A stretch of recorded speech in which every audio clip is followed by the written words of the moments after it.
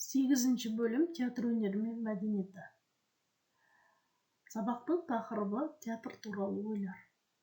Сабақтың мақсаты 8.3.5.1 оқылым және тыңдалым материалдары бойынша мәтіннің баяндау желісін сақтап, әр бөлігінен алынған ақпараттардан жинақы мәтін жазу. 8.4.4 жай сөйлемдерді айтылу мақсаты мен құрылымдық ерекшелігіне сай қолдану. Оқу мақсаты оқылым және тыңдалым материалдары бойынша мәтіннің баяндау желісін сақтап, әр бөлігінен алынған ақпараттардан жинақы мәтін жасады. Жай сөйлемдерді айтылу мақсаты мен құрылымдық ерекшелігіне сай қолданады. Топқа біріктіру. Жағымды ахуал туғызу сәті үшін жазылған кеспе қағаздың ішіндегі «Мен кіммін?» сұрағына жауап бере отырып, сол қағаздың төмендегі жазылған топтарға бірігеді. Топтар: тезис тобы, аннотация тобы, ақпарат тобы. Қызығушылығын ояту кезеңі. Бұл кезеңді біз «Ал кәнекей қай топқа қатысы бар?» айдары бойынша тақтаға сұрақтар жазып қоямыз.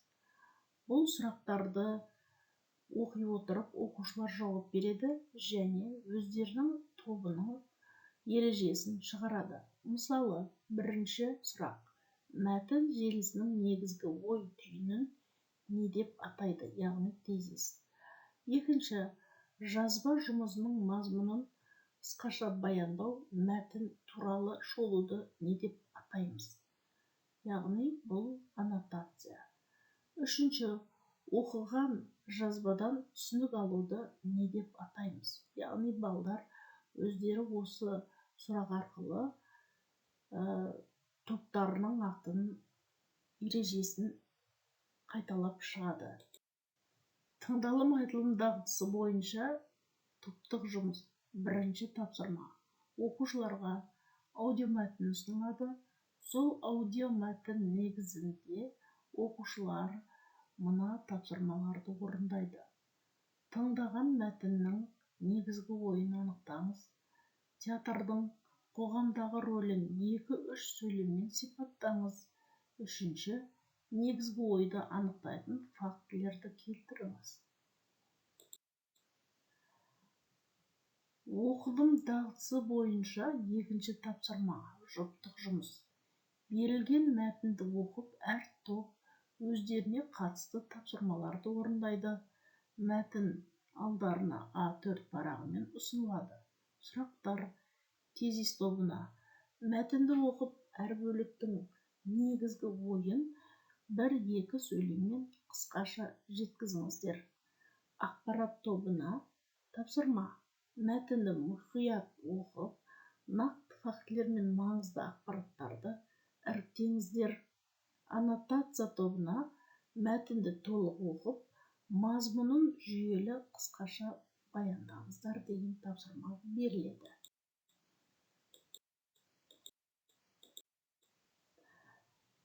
Жеке жұмыс. Жазылым дағдысы бойынша үшінші тапсырма: берілген мәтіндермен жұмыс. А4 парағындағы берілген мәтіндер бойынша тезис тобына мынандай тапсырмалар беріледі.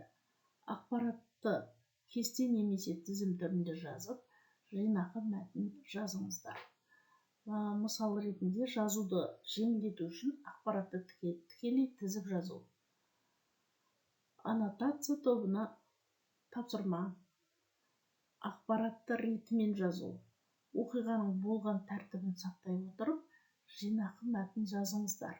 Біріншіден не болды, одан кейін не болды, сол ретпен жазу керек. Ақпарат тобына тапсырма: ақпаратты қысқартып жаз. Ұзақ сөйлемдерді қысқартып, тек маңыздылары арқылы жинақы мәтін жазыңыздар. Міне осы тапсырмаларды бере отырып, біз бүгінгі сабақтың мақсатына жетеміз деп ойлаймыз.